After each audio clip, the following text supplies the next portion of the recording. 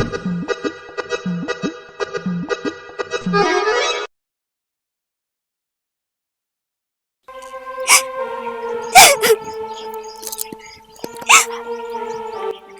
મારી મમ્મીને ઘરે જવાની હો તમે.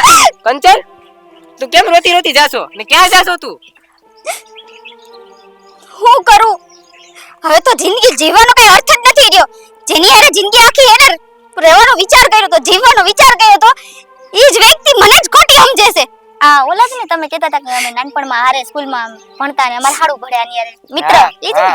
ઓ શું થયું કેમ તમે રોવો છો?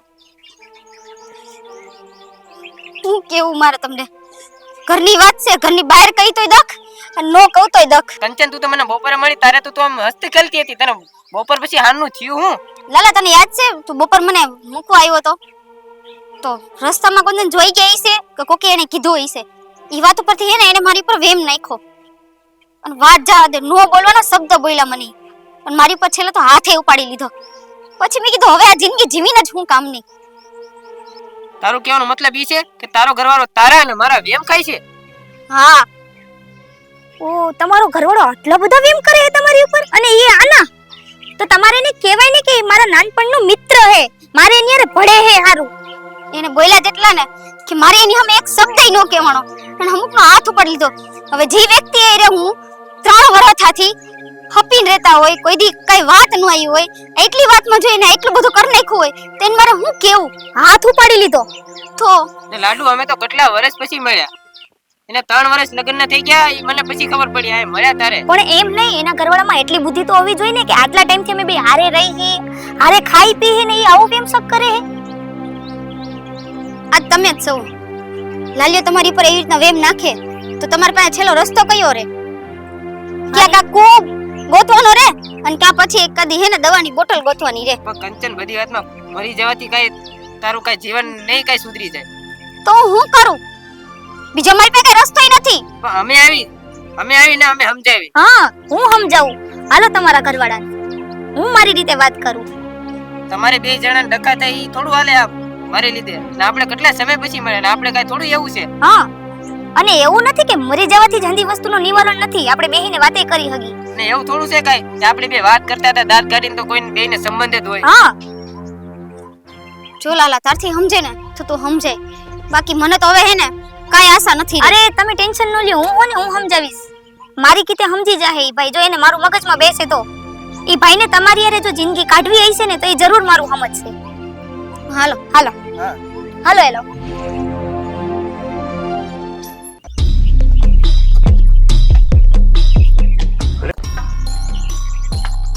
અરે આ ઘર કેમ રેઠું છે? ક્યાં ગયા? નક્કી ઓલા લફંગાને મળવા ગયે છે. આજ તો ઈ નહીં કાતો હું નહીં. ક્યાં છે ને બોરિયા બિસ્તરા?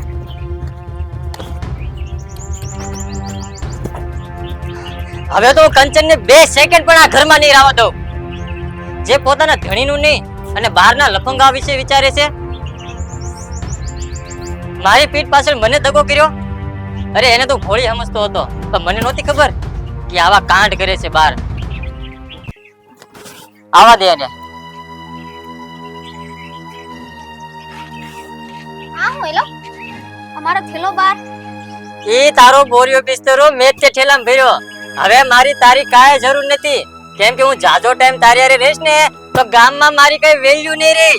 કેમ કે તું વેલ્યુ હું વાત કરો છો તમે આ? કેમ કે તું બારખલી છો બારખલી. બોલોમાં એને ધ્યાન રાખજો. તમારી આ 4 ફેરા ફોઈને આવી એટલે એનો અર્થ ઈ નથી કે તમે જી બોલો એ હું સાંભળી લઈશ. તું કાઈ કરવામાં ધ્યાન નથી રાખતી અને મને કહેશો તમે બોલવામાં ધ્યાન રાખજો. હું મેં કહ્યું છે મારે તારું કાઈ નથી સાંભળવું. તારો ઠેલો ઉપાડીને નીકળ. કાઈ કારણ હું ઘરની બહાર નીકળું? કારણ ખબર નથી? હું મારી ભૂલ છે ઈ મને કહો પેલા. ઓહો મહારાણીએ કઈ ભૂલ જ નથી કરી. ભૂલ તો મેં જ કરી છે. ભૂલ દોષી હું જ છું. અરે ભાઈ તમે ટાઢા પડો. તમે આટલી બધી રાડારાડી ન કરો. તમે બે માણાને જે પ્રોબ્લેમ હે ઈ શાંતિથી તમે બે સોલ્વ કરો. જો બેન હું તમને ઓળખતો નથી. તમે કોણ છો ક્યાંના છો? મારા ઘરમાં માથું નો મારો નકર પોલીસ કેસ કરીને તમને પણ દોરાવી દઈશ.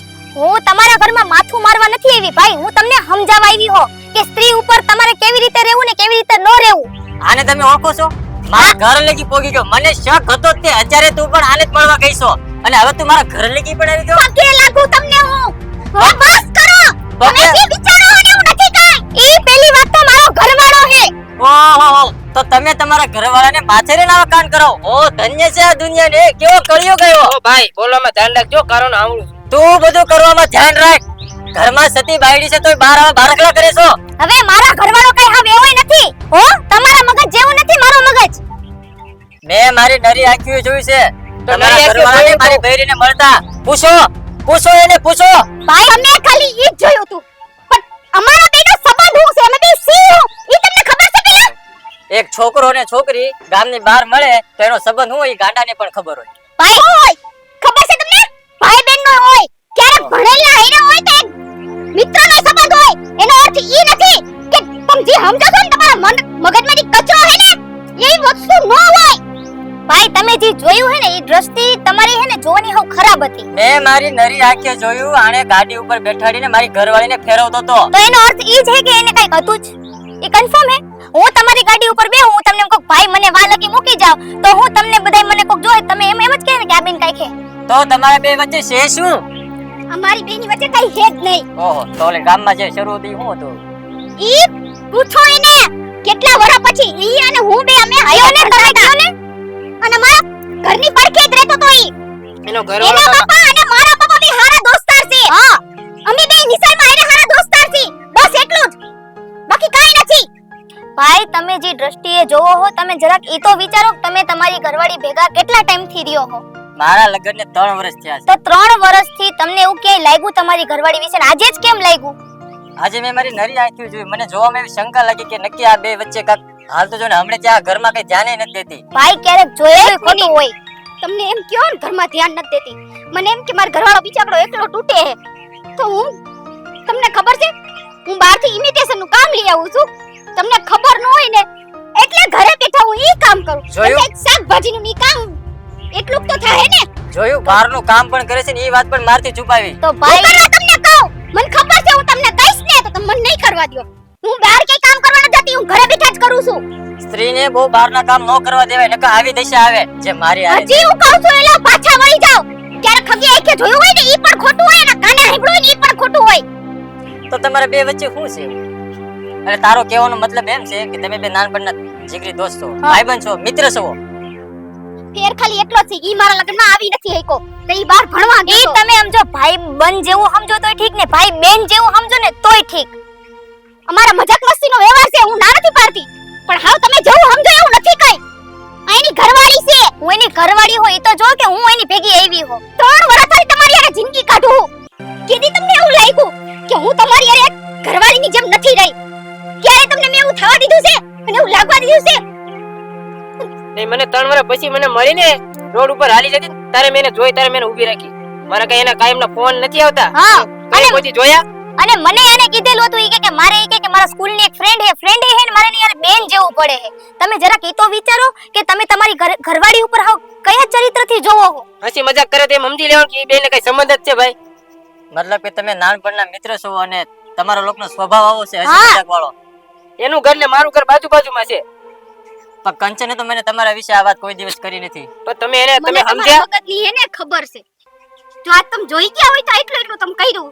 તમને મેં કીધું હોત તો તમારી યાર હે ને જે 3 વર્ષ કાઢ્યા ને 3 વર્ષ નહીં ખાલી 1 મહિનો નો કાઢે. ભાઈ તમારે હે ને તમારી ઘરવાળી યાર એક મિત્ર તરીકે રહેવું પડે. એટલે એને તમને હે ને અંદરની વાત કહેવામાં બીક ન લાગે. એને અત્યારે બીક લાગી ને એટલે આ વાત ન કીધી. એટલે તમારા મગજના કારણે થયું આ બધું. હા બેન, તમારી વાત સાચી છે. મેં જાણે અજાણે કંચનને નો બોલવાનું બોલ્યું અને હાથ પણ ઉપાડી લીધો. ને ભાઈ વેમની કોઈથી દવા નથી હોતી. મારે છે ને પહેલા પૂરી વાત જાણી લેવી હતી, પછી મારે કંચન ઉપર હાથ ઉપાડવો હતો. મેં જાણે અજાણે બહુ મોટી ભૂલ કરી. કંચન હવે હું ફાયદો? હવે તમે ગામ આખામાં મારી ઇજ્જતના કાકરા કરી નાખ્યા. નો બોલવાના શબ્દ તમે કહી નાખ્યા. મારી ઉપર જે દાગ લાગ્યો ઈ તમારા સોરી કહેવાથી ધોવાઈ જાય. તમારી આ માફી માંગવાથી ધોવાઈ જાય ઈ દાગ. વાત તો તારી સાચી તમે મને હવે હું ઘરની બહાર કાઢવાના હતા. હું ખુદ વઈ જાઉં આ ઘરની બહાર. ના ના, મારે હવે તમારી ભેગું રહેવું જ નથી. બેન, હું મારા મા-બાપની સેવા કરીશ અને રહીશ મારા મા-બાપ ભેગી. ના કંચન એવું ન હોય. ના કંચન, તું તારા મા-બાપના ઘરે જઈશ ને આ બધી વાત કરીશ તો તારા મા-બાપના ઘરે મારી ઇજ્જત શું રહે? મેં તો ભૂલ કરી પણ તું તો આ ભૂલ ઘરમાં.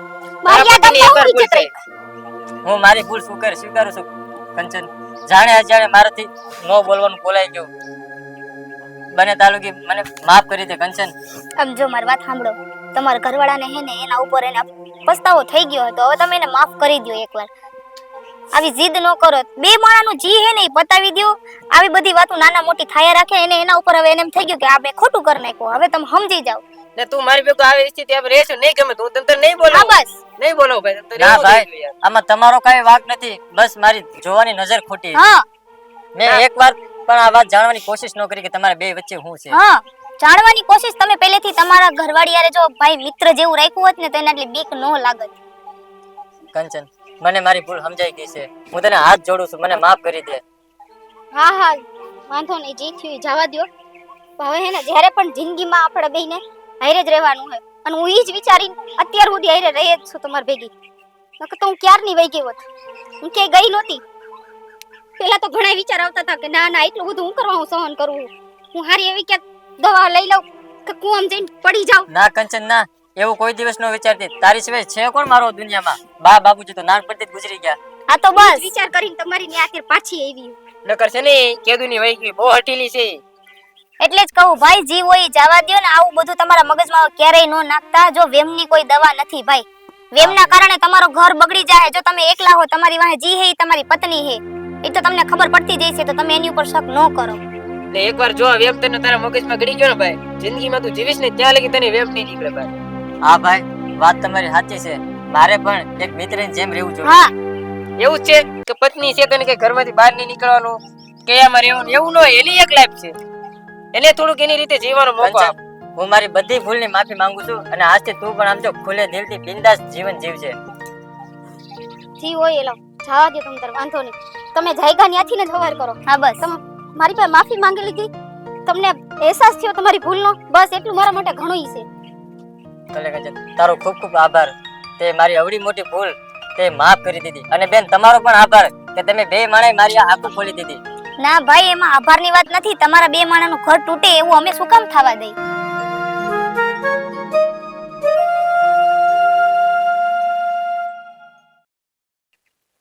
જય શ્રી કૃષ્ણ મિત્રો, તમને બધાને અમારો કોન્સેપ્ટ કેવો લાગ્યો એ કોમેન્ટમાં જરૂર ને જરૂર જણાવજો. અને હા, અમારા આવા જ ઇમોશનલ અને કોમેડી વિડીયો જોવા માટે અમારી ચેનલને લાઈક શેર અને સબસ્ક્રાઇબ કરવાનું ભૂલતા નહીં. અમારી ચેનલનું નામ છે ગુજ્જુ રંગીલા. અને બાજુમાં બેલ આઇકન દબાવવાનું ભૂલતા નહીં. હર હર જય મહાદેવ. માતાજી.